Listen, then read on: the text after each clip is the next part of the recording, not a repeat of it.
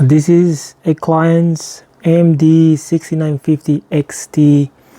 He said he's experiencing some overheat, so we're checking it with the firmware. And in fact, we are getting 86. This is the third time that I'm running this, so the GPU is already hot, but it did get to up to 88, which is gonna get here in a second. So yeah, we are gonna open it, repaste it, and see if that fixes the issue. Yeah, and there it is, 88. Yeah, the car is like super hot to the touch, so